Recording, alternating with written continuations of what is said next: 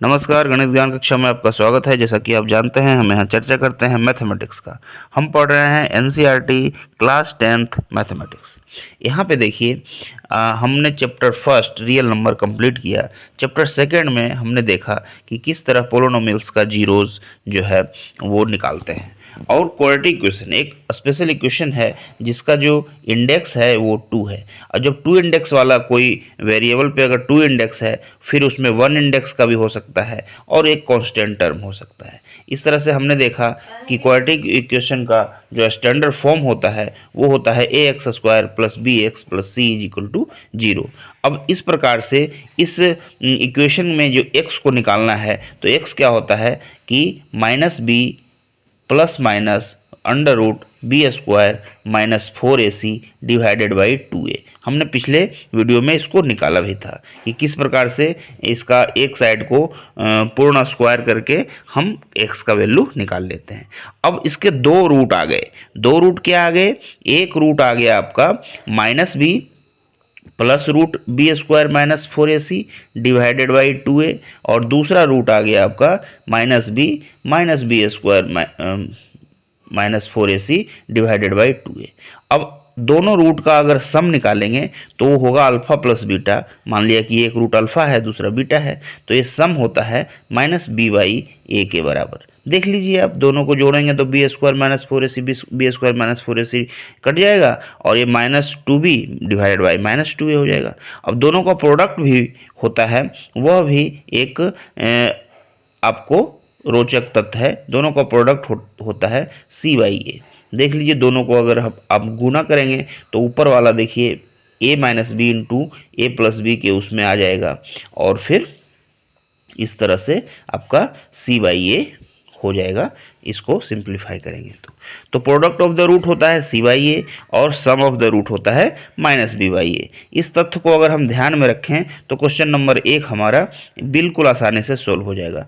Question number 1 में तो इसका मूल ही निकालना है, तो इसके मूल निकालने का पहले तो एक विधि है कि ए बी और सी तीनों कांस्टेंट फाइंड आउट कीजिए। तो देखिए, फर्स्ट इक्वेशन में ए हो गया 1, बी हो गया -2 और सी हो गया -8, और इस आधार पे हम इसका 100 का दोनों वैल्यू निकाल सकते हैं, -b plus minus root d/2a। दूसरा निकालने का एक और नियम है कि इसका अगर हम फैक्टर कर पाएँ। अब देखिए, इसमें 3 टर्म है, तो फैक्टर करने के लिए फर्स्ट टर्म और लास्ट टर्म के कांस्टेंट को हम गुणा करते हैं और बीच वाले टर्म में जोड़ या घटा कर लाते हैं, तो इसका हो जाता है। जैसे कि पहले वाले का फैक्टर हम लिख सकते हैं x² minus 4x plus 2x और -8। अब इस प्रकार से x कॉमन लेंगे तो x माइनस 4, अब इसमें +2 कॉमन लेंगे तो x माइनस 4, यानी कि x माइनस 4 और x प्लस 2 इसके दो फैक्टर हो जाएंगे, x minus 4 into X plus 2। अब ये दो फैक्टर हो गया तो x का वैल्यू या तो 4 हो जाएगा या तो x का वैल्यू -2 हो जाएगा।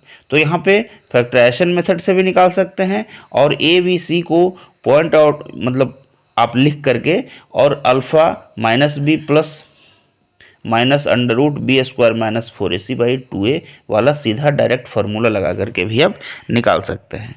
तो देख लीजिए, जैसे आपको सुविधा हो वैसे आप निकाल लीजिए। क्वेश्चन नंबर 2 पे आते हैं, तो find the quadratic polynomial in each with the given number as sum and product of the respective. इसमें सम और प्रोडक्ट दिया गया है, यानी अल्फा प्लस बीटा दिया गया है, अल्फा इंटू बीटा दिया गया है। आप जानते हैं कि सम क्या होता है, तो सम होता है -b/a, और प्रोडक्ट क्या होता है, तो c/a होता है। अब एक बार आप देख लीजिए कि अगर ax² plus bx plus c equal to 0 एक इक्वेशन है, ax² plus bx plus c is equal to 0। अब इसमें a देखिए कॉमन ले लिया हमने, तो x² हो गया। अब a क्या हो जाएगा, b/ax हो जाएगा, और ये हो जाएगा plus c/a is equal to 0। a तो 0 होगा नहीं, तो ये दूसरा वाला 0 होगा, यानी कि 0 क्या होगा, 0 होगा आपका x² plus b/a x plus c/a। अब इस प्रकार से इसकी तुलना अगर हम करें तो देखिए b/a यहाँ सम ऑफ द रूट्स ही है, तो यहाँ minus sum of the roots बराबर अल्फा प्लस बीटा क्या होता था, -b/a, तो यहाँ पे लिखेंगे कि बी बाई ए को माइनस अल्फा प्लस बीटा लिखेंगे। तो इक्वेशन जो होता है हमारा वो देखिए बारीकी से देखिएगा तो वो हो जाता है X square minus alpha plus beta यानी सम ऑफ द रूट्स और प्लस अल्फा इंटू बीटा। इस तरह से x से इसको सम ऑफ द रूट्स को x से गुना कर लेंगे और प्रोडक्ट ऑफ द रूट्स लिख देंगे, यानी X square minus sum of the root into X plus product of the root is equal to 0। यही आपका इक्वेशन होता है। अब इसी से तुलना करके इसके सारा वैल्यू हम निकाल सकते हैं। तो फर्स्ट वन का क्या होगा, x square minus 1/4 into x और प्लस यहाँ पे क्या है सेकेंड -1 है तो यहाँ -1 हो जाएगा अल्फा इंटू बीटा। तो इस प्रकार से इसका इक्वेशन ये हो गया। अब इसको अगर हम इधर कर देंगे पूरा सिंप्लीफाई तो ये 4 यहाँ चला जाएगा तो हो जाएगा ये देखिए क्या हो जाएगा 4x स्क्वायर हो जाएगा ये माइनस एक्स और -4 इज इक्वल टू 0। तो फर्स्ट इक्वेशन जो हमारा आ गया वो आ गया 4x स्क्वायर माइनस एक्स और -4 इज इक्वल टू 0। इसी तरह सेकेंड इक्वेशन देखिए एक्स स्क्वायर माइनस √2x और प्लस 1/3 इज इक्वल टू 0। फिर 3 यहाँ कर देंगे अगर सिंप्लीफाई तो 3x स्क्वायर हो जाएगा तो हो जाएगा इसका value 3x square minus 3√2x और प्लस 1 इज इक्वल टू 0। इसी प्रकार से सारा हम निकाल सकते हैं। सेकेंड में देखिए मूलों का योगफल अगर शून्य है तो क्या हो जाएगा एक्स स्क्वायर माइनस 0x हो जाएगा और प्लस √5 इज इक्वल टू 0। अगर सम ऑफ द रूट्स 0 आता है तो उसमें x का टर्म देखिए शून्य हो जाता है तो X square plus √5 is equal to 0। इस तरह आप ध्यान रखिए कि किस प्रकार से हो रहा है। X square plus √5 is equal to 0। Second वाला क्या आ जाएगा, बिल्कुल सिंपल है। सेकेंड वाला तो दोनों 1 है तो एक्स स्क्वायर माइनस 1x और प्लस 1 इज इक्वल टू 0। यहाँ देखिए माइनस मूलों का योग और प्लस मूलों का गुणनफल, यही बस यहाँ पे ध्यान रख के कर देना है और आपका आंसर आ जाएगा x square minus x plus 1 is equal to 0। इसी तरह आप फिफ्थ और सिक्स खुद से बनाइए, बिल्कुल इजी है, कोई भी दिक्कत नहीं होगा। फिफ्थ में देखिए एक्स स्क्वायर माइनस 1/4 है तो प्लस 1/4 एक्स हो जाएगा और प्लस 1/4 हो जाएगा।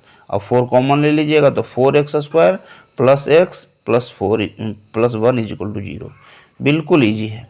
इस सिक्स्थ वाला भी देखिए x square minus 4x plus 1 is equal to 0। कितना इजी है। हमने एक्सरसाइज 2.2 पूरा सोल्व कर लिया। अब देखिए एक्सरसाइज 2.3 में क्या है, तो यहाँ पे क्या है, डिवाइड करना है। दो पोलिनोमियल को एक दूसरे के साथ डिवाइड करना है और उसका क्वोशेंट और आपका रिमाइंडर लिखना है। तो px देखिए इतना लिख दिया गया है, gx इतना दिया गया है। अब दोनों को डिवाइड किस प्रकार से कर सकते हैं, तो सिंपल जैसे आपने डिवीजन 8th में भी पढ़ा होगा वैसा सिंपल यहाँ पे डिवीजन मेथड अपनाया गया है। देखिए इसको डिवाइड करेंगे तो px लिख दिया, qx लिख दिया। एक्स स्क्वायर माइनस 2 है, अब यहाँ पे एक्स क्यू है तो एक्स से लगाया सबसे पहले, एक्स से लगाया तो एक्स क्यू हो गया और -3 है और एक्स स्क्वायर तो हो जाएगा माइनस एक्स है एक्स क्यू और -2x हो गया तो 2x देखिए एक्स वाले के नीचे लिख दिया तो x Q minus 2x, x Q से एक्स क्यू तो कैंसिल हो गया और 2x देखिए 5 प्लस यहाँ माइनस है तो नीचे वाला का साइन चेंज हो जाता है। तो यहाँ देखिए 5 और 2 7x हो जाएगा। तो यहाँ अब जो नेक्स्ट आ गया हमारा वो हो गया -3x square plus 7x -3। 8th कक्षा में आप डिवीज़न पढ़े होंगे तो देखिए वहाँ से एक बार रिकॉल कर लीजिए आप, या फिर नहीं भी पढ़े होंगे तो कोई बात नहीं। यहाँ पे देखिए फर्स्ट वाला को देखिए एक्स क्यू को हमें हटाना है, एलिमिनेट करना है। अब यहाँ पे एक्स स्क्वायर है तो एक्स से हमें लगाना ही पड़ेगा, तो एक्स से लगाया तो यहाँ एक्स क्यू आ गया, फिर -2x आ गया। अब ये दोनों जुड़ गया, फिर ये एक्स क्यू तो कैंसिल हो ही गया था, ये -3x स्क्वायर प्लस 7x -3। अब नेक्स्ट टर्म आपका ये आ गया। इस प्रकार से देखिए नेक्स्ट आपका 3x स्क्वायर है, -3x स्क्वायर है तो -3 से लगाना पड़ेगा। तो -3 से जब इसको लगाया तो -3x स्क्वायर को एलिमिनेट हो गया और दूसरा -3 और -2 यहाँ 6 हो गया। तो इस प्रकार से -3 और +6, तो यहाँ नेक्स्ट जो आया हमारा 7x -9 के रूप में आया। अब 7x -9 आ गया। तो इस प्रकार से आप जो है इसको आगे फर्दर लगाना तो ठीक बात नहीं है, फर्दर लगाएंगे तो क्या होगा, इसमें 1/x से लगाना पड़ेगा तो कोई मतलब उसका है ही नहीं। तो यहाँ पे देखिए आपका क्वोशेंट के तौर पे आ गया x-3 और आपका रिमाइंडर के तौर पे आ गया 7x-9। तो ये आपका क्वोशेंट हो गया और ये आपका रिमाइंडर हो गया। इस प्रकार से हमने इस प्रश्न को सोल्व कर दिया। सेकेंड में देखिए, सेकेंड में भी कुछ नहीं है, ठीक उसी प्रकार से हमें सोल्व करना है। यहाँ x4 लिखा है, यहाँ एक्स स्क्वायर है, तो सबसे पहले एक्स स्क्वायर से लगाएंगे। एक्स स्क्वायर से जैसे ही लगाएंगे x4 तो एलिमिनेट हो जाएगा और बाकी जो है एक्स स्क्वायर में माइनस एक्स क्यू हो जाएगा, तो माइनस एक्स क्यू हमने लिख दिया। और +1 है तो +1 में एक्स स्क्वायर होगा तो प्लस एक्स स्क्वायर हो जाएगा, तो एक्स स्क्वायर वाले के नीचे लिख दिया। अब नीचे माइनस हो जाएगा तो ये चिन्ह माइनस, ये प्लस, ये सबका चिन्ह क्या हो जाएगा, चिन्ह बदल जाएगा। नीचे वाले जितने भी एक्सप्रेशन में जितने भी आ रहे हैं टर्म्स, उसके सबके साइन जो है चेंज हो जाएंगे। प्लस है तो माइनस हो जाएगा, माइनस है तो प्लस हो जाएगा। देखिए x4 का पहले से प्लस था तो माइनस हो गया, दूसरा एक्स क्यू का प्लस हो गया और एक्स स्क्वायर का माइनस हो गया। इस प्रकार से आगे जो टर्म आया हमारा, ये आ गया x Q minus 4x square plus 4x plus 5। इस प्रकार से नीचे अगर हम इस तरह से किए तो नेक्स्ट जो लगाना होगा हमारा, एक्स स्क्वायर तो है ही हमारे पास, तो x से लगाना होगा। अब यहाँ पे x से जैसे ही लगाए तो एक्स क्यू हो गया ये, और फिर दूसरा हो गया माइनस एक्स स्क्वायर और तीसरा हो गया प्लस एक्स। तो इस प्रकार से देख लीजिए एक्स क्यू तो एलिमिनेट हो गया और ये बच गया आपका -3x स्क्वायर और +3x प्लस 5। इस प्रकार से नेक्स्ट टर्म ए आ गया। और अब यहाँ पे देखिए -3x स्क्वायर है, तो यहाँ -3 से हम लगा करके फर्स्ट टर्म को एलिमिनेट कर सकते हैं। तो -3 से जैसे ही लगाया -3x स्क्वायर प्लस 3x और -3 आ गया। इस प्रकार से रिमाइंडर के तौर पे आपका जो है ये दोनों तो कैंसिल आउट हो गया और 5 + 3 8 बच गया। अब यहाँ हम लिख सकते हैं कि रिमाइंडर हमारा 8 आ गया और क्वोशेंट जो है हमारा एक्स स्क्वायर से लगाए थे तो एक्स स्क्वायर, फिर प्लस एक्स से हमने किया था, फिर -3 से, तो ये तीनों हमारा एक्स स्क्वायर प्लस एक्स -3 जो हमारा है क्वोशेंट हो गया और रिमाइंडर 8 हो गया। तो इस प्रकार से देख लीजिए आप कैसे डिवीजन होता है। थर्ड क्वेश्चन को भी सेम उसी प्रकार से किया गया है। px दिया गया है, qx दिया गया है। अब एक्स स्क्वायर प्लस 2 है आपका, जिससे आपको -x² + 2 से आपको डिवीजन करना है। यहाँ x4 है तो फिर से -x² से हमने लगा दिया, -x² से जैसे ही लगाया x4 हो गया, फिर यहाँ ये x4 तो एलिमिनेट हो गया। अब बचा क्या, तो -x² से लगाया तो यहाँ -2x² हो गया, -2x² यहाँ लिख दिया। इसमें x² के टर्म नहीं थे तो हमने, x² का टर्म नहीं है तो 0 × x² हम लिख सकते हैं। तो इस प्रकार से आप देख लीजिए जहाँ पे भी जो टर्म्स नहीं है उसको 0 से गुणा करके हम आसानी से अपना सम को आसान बनाने के लिए 0 × x² लिख दिया और यहाँ पे हम पूरा लिखा है। तो यहाँ पे देखिए नेक्स्ट जो है आपका टर्म जो भाग देने के लिए आएगा वो 2x² - 5x + 6 हो जाएगा। अब इसको अगर एक फर्स्ट टर्म को एलिमिनेट करना है तो हमें क्या लगाना होगा, -x² तो यहाँ है ही, -2 से लगाना होगा। -2 से लगा करके इसको हमने एलिमिनेट कर लिया। नेक्स्ट जो हमारा टर्म आया -5x + 10 आ गया। तो इस प्रकार से देखिए आपका रिमाइंडर जो है -5x + 10 आ गया और क्वोशेंट जो है -x² - 2 आ गया। तो ये देख सकते हैं आप किस प्रकार से, कितना आसान है डिवीजन मेथड। क्लास 8th में भी आपको पढ़ना था, वहाँ से एक बार रिकॉल कर लीजिए और नहीं तो फिर यहाँ पे प्रैक्टिस ज़्यादा कीजिए। RD शर्मा का बुक में ज़्यादा दिया गया होगा तो उससे आप प्रैक्टिस कर सकते हैं। देखिए अब क्वेश्चन नंबर 2 यहाँ पे आ गया।